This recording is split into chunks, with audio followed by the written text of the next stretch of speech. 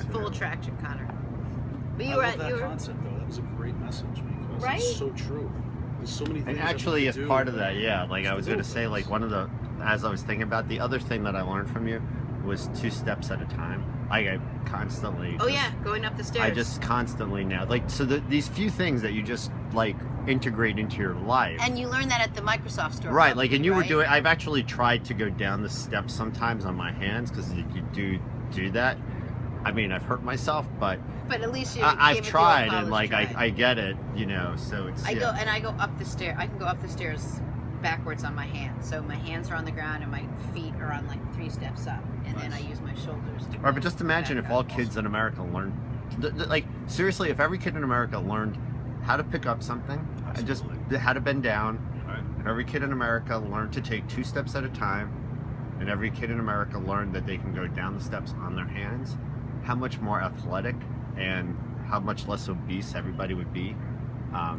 Just like these 3 little changes, and especially if they stopped eating bread and carbs after 6 o'clock at night, and had water. So I was talking to Booba this morning. We were doing a fake video. She was doing, I was like, yeah, you know, I don't remember exactly how many pounds she is. I'm like, so we're doing one of these like fake videos, and so I had her do.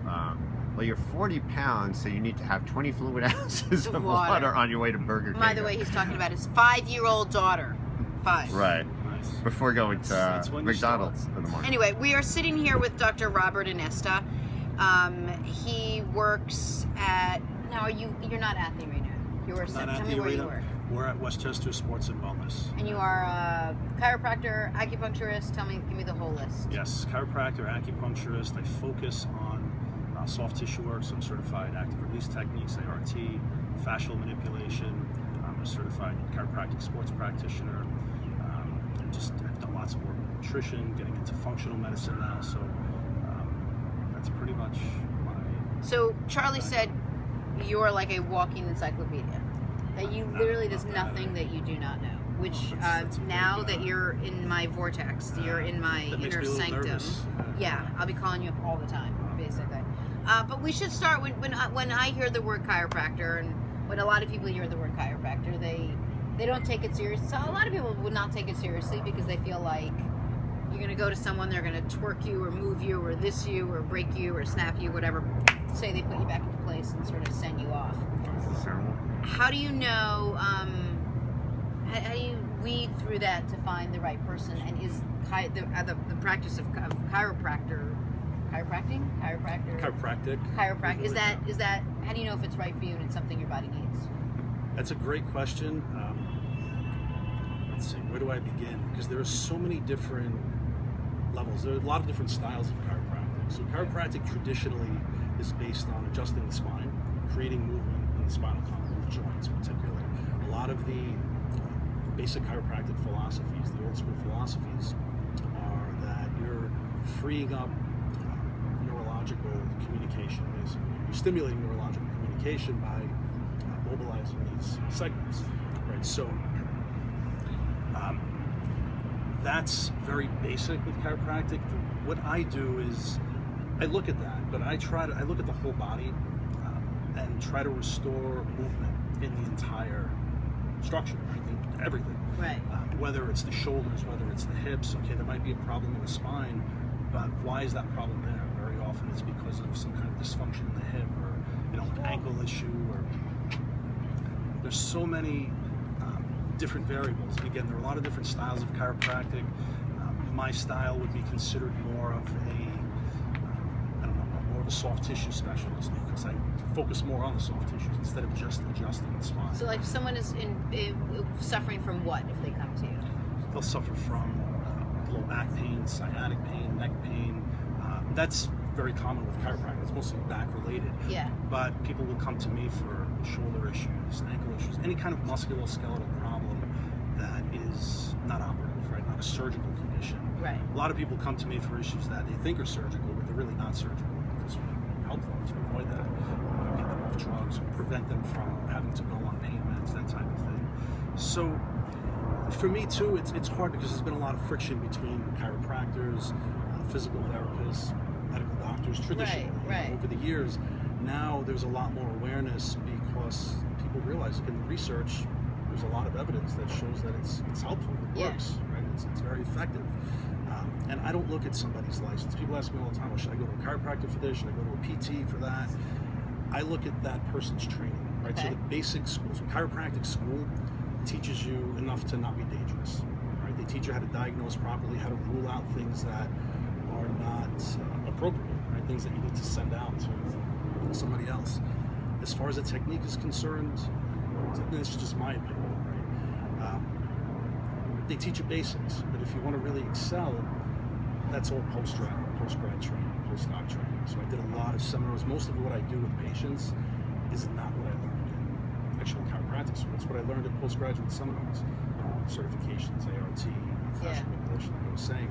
So I look at the person's credentials in terms of what techniques are they using, what is their postgrad training. Of course, what school did they go to begin with? That's important. But what's their philosophy? Yeah. I have no PTs who are amazing, right? And that I would send to over some chiropractors that I would send to over. So it's just hard to weed through to know who. It's hard, yeah, absolutely. And it's not fair to us because we don't know. You know credentials and who people are and what they study. For us, it's hard, if I'm just choosing a chiropractor to go see, it would be hard for me to know who, who would meet your standards and who wouldn't. Exactly. But you also do acupuncture, right? Right. So I like to combine. Sorry to interrupt you. That's another thing. I combine a lot of different techniques.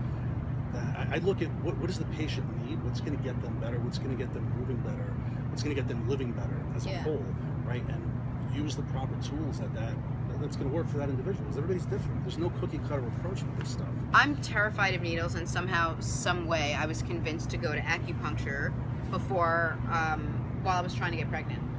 Somehow they said that this was the right thing to do. Yeah.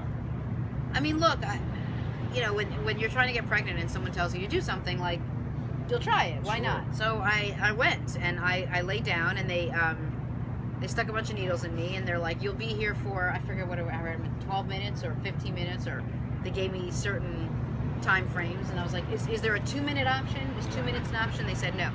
Now look, I got pregnant. Yeah. Twice. Nice. I don't know if one led to the other, but I was really intrigued by it. And then they did a little bit of cupping. They didn't feel anything. It was just on my back with the cups. I don't know, like I had a different approach to it after that because I guess it worked, or I somehow got pregnant afterwards. But I'm intrigued by it. And chiropractor, and how'd that work for you? Practice of chiropractic, whatever, in general. Yeah.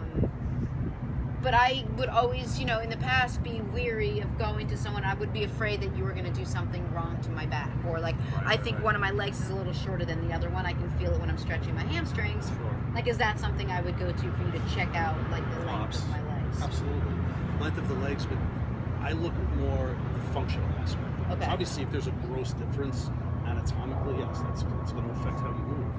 A lot of times those differences are really functional, right? Is it the way that your pelvis is shifted? Is it because there's some type of fascial tension that's not allowing you to move properly? So yes, you feel restricted, you feel like you're off balance, but if you clear those restrictions, right, then you can move Right. more easily.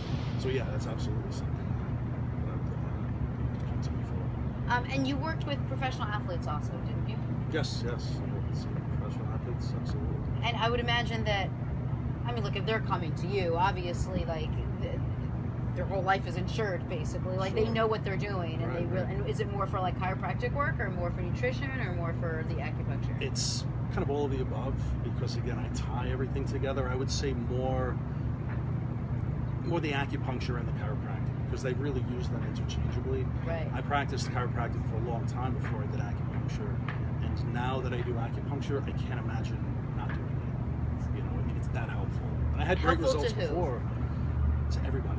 Acupuncture is a complete system. That's the beauty of it. So, What does it do? How does it work? So it works on different levels. The way I explain it, and there are a lot of different styles of acupuncture too, different explanations. To make it as simple as possible, it really helps to regulate the nervous system, helps to regulate the central nervous system, so your brain particularly, and then it helps to regulate your autonomic nervous system, which is the stress response. Who's not stressed out these days? Yeah. So it's very good for that. So it regulates the nervous system, which is obviously involved in the function of the body. Of course.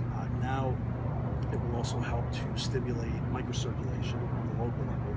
So it's going to increase blood flow, which is important for healing, bringing nutrients to the tissue, carrying waste away from the tissue. And it will release deep tension in the fascia. It helps to release trigger point tension. So those are the main things that I'm looking at, right? If you look at the ancient Chinese theories of acupuncture, it's stimulating energetic movement through the body. So they're looking at what's called qi. It's the vital energy, the subtle energies that animate living tissue.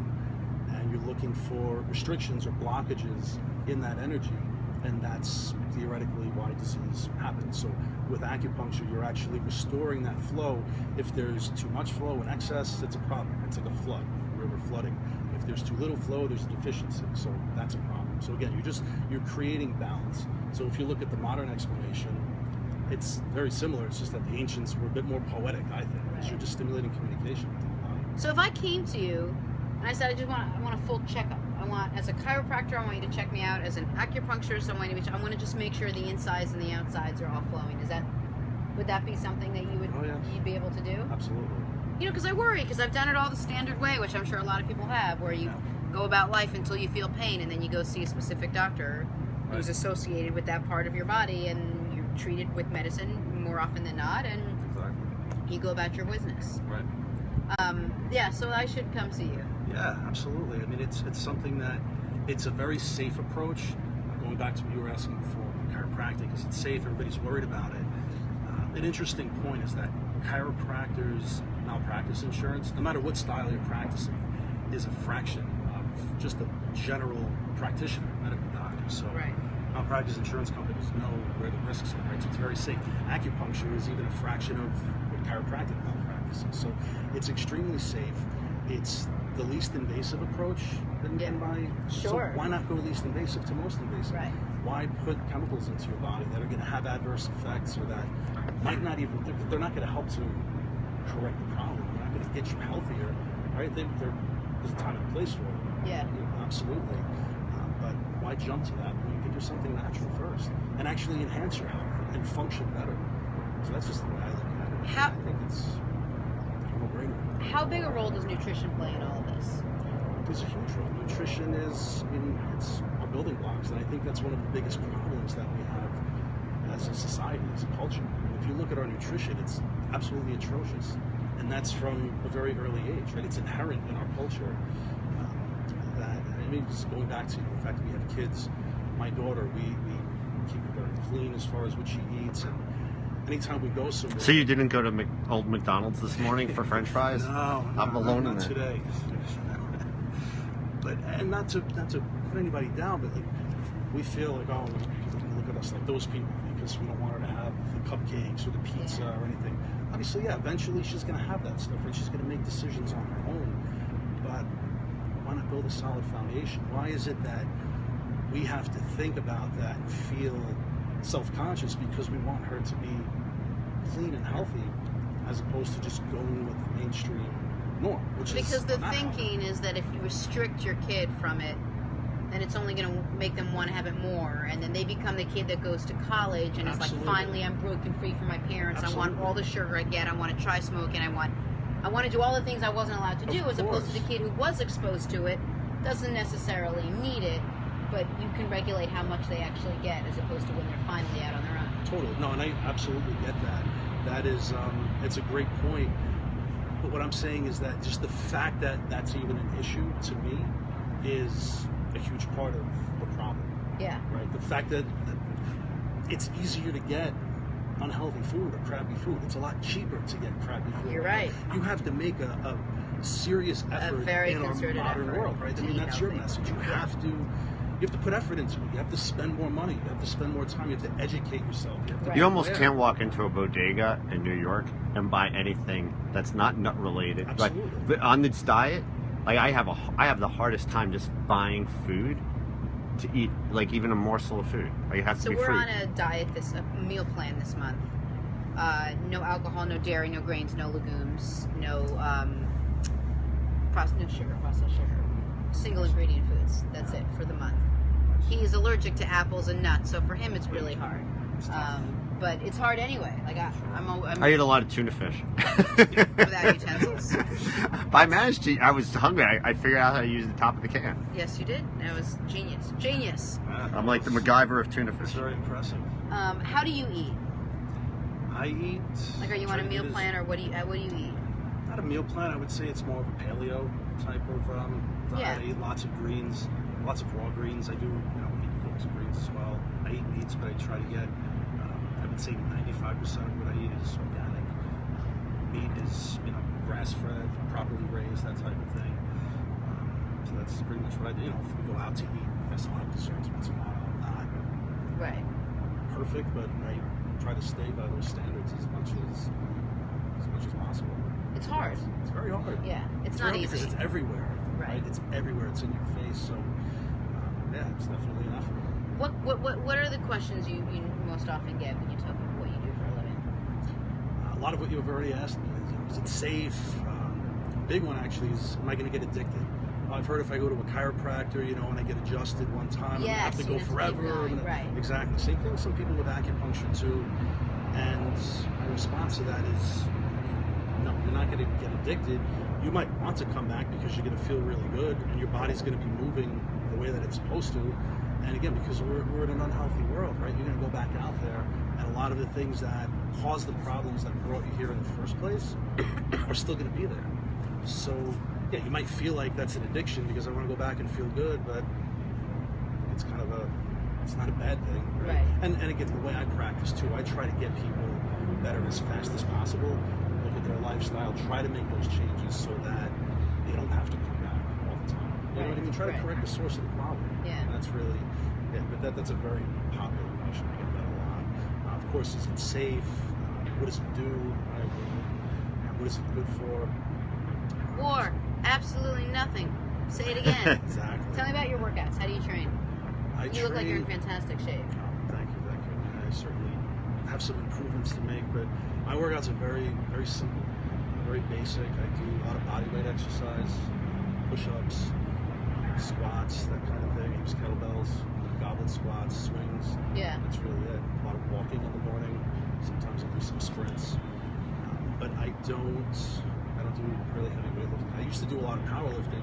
It's kind of what got me into this in the first place. I had back surgery when I was 18 from herniated disc injury, lifting improperly. I didn't know what I was doing. I was just throwing up all this weight, trying to be tough and strong. Yeah. Ended up having back surgery. And I had shoulder surgery in my early 20s also as a result of all that repetitive strain from improper lifting. So I know firsthand, I think lifting is great. I think when it's done properly, it's excellent, but it's got to be done properly. Sure. You have to be able to move properly before you should even consider weights.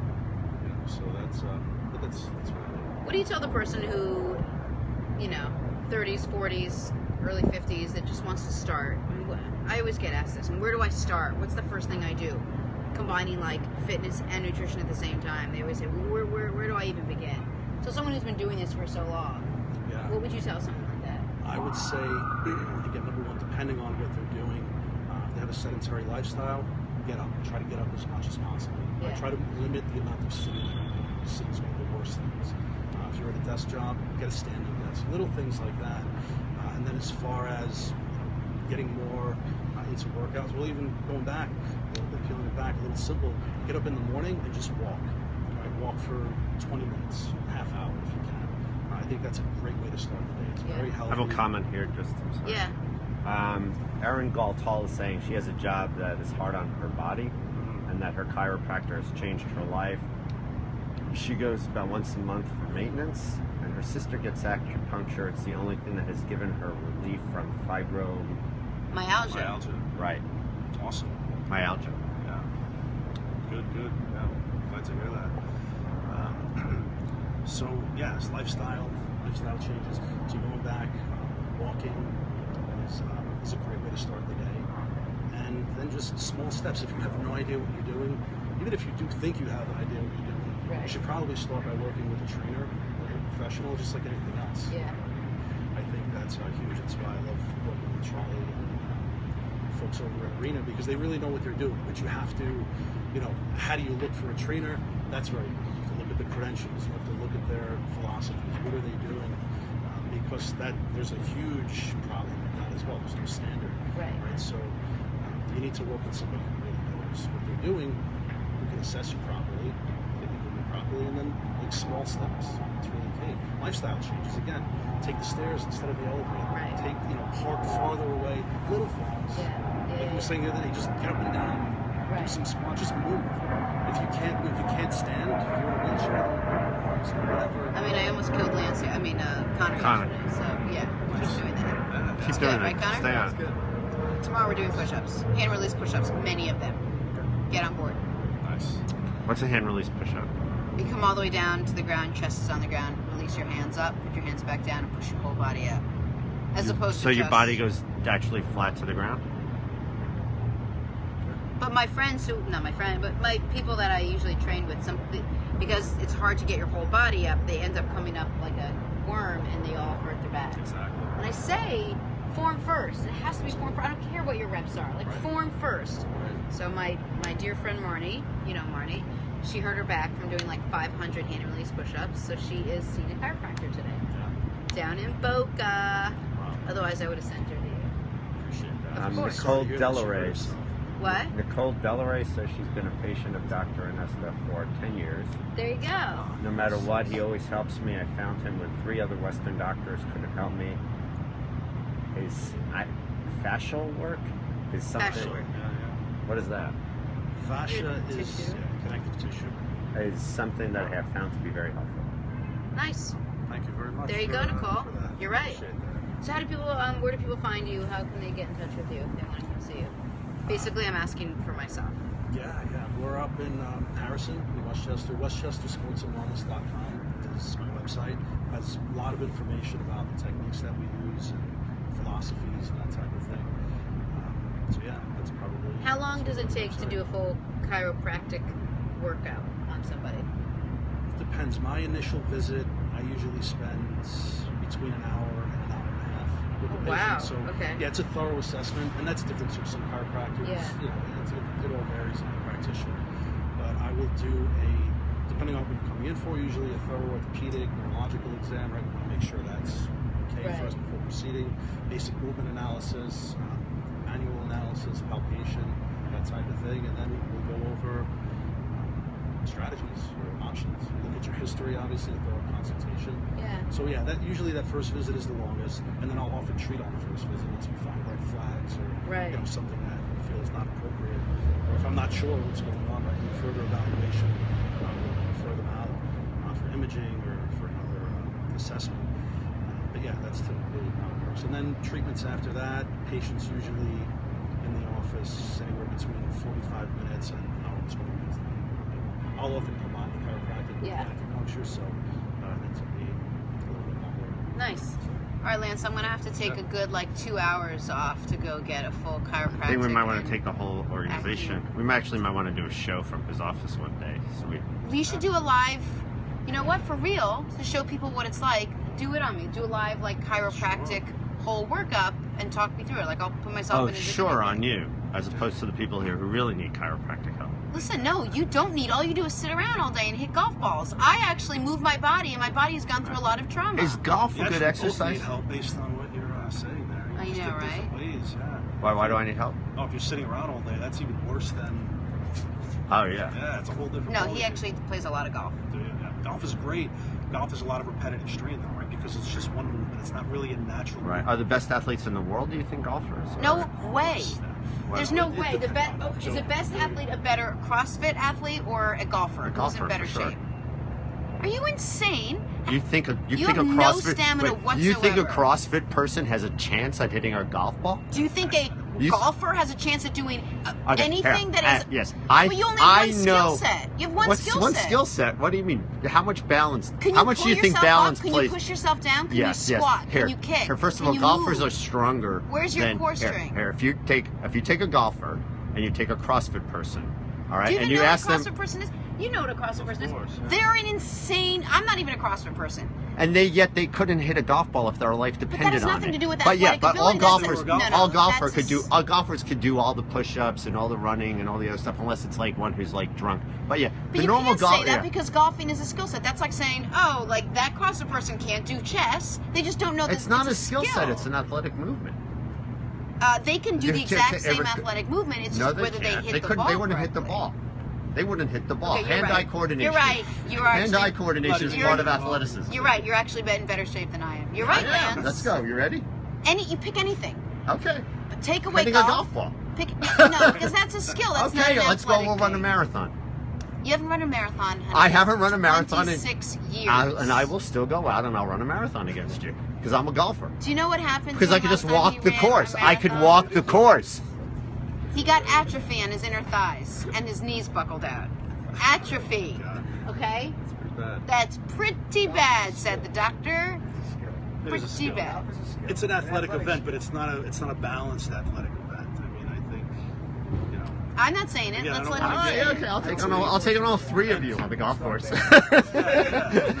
Okay, which one of you is carrying your own bag? No, that's true. That actually, I don't want no interest in that. No, that's Sorry. a tough one. If you are golfing, you're better off walking the course. Bye, Charlie. All right, we're pretty much done here too. All right. Wait up, he's gonna come with you. I thank you so much. Thank you. We'll come up and do that, right, Lance? We should do something like We that. are definitely going to go up there Yeah. and do a full thing. I was just saying that, like, I think it should be done on me. No, we'll do it on you. I think you should Whatever. do Sent you to him and you didn't go. So you Ah. had the opportunity. Yes! Charlie, I would kiss you on the face right now if you weren't so Of course. far away. Of course. By the way, who did you vote for in the poll who you prefer on the show? Jenna or Lance? He didn't. Right. Well, You there know, you go. last week I was making... I look better in a bathing suit. That's the only reason he did it. If it was about brain power, he would definitely have Wait. done it. You've never seen me in a bathing suit. That's how sure I am. Thank you so much. I have a speedo, Yeah. American Oh, thank you very Right, yeah. much. I really appreciate it. Everybody, America's dying to see Yeah. me in an American flag speedo. Is that what you wear? Like that. I think you would look good. Yeah. You know how much sponsorship we would need? Robert, can I take a picture with you?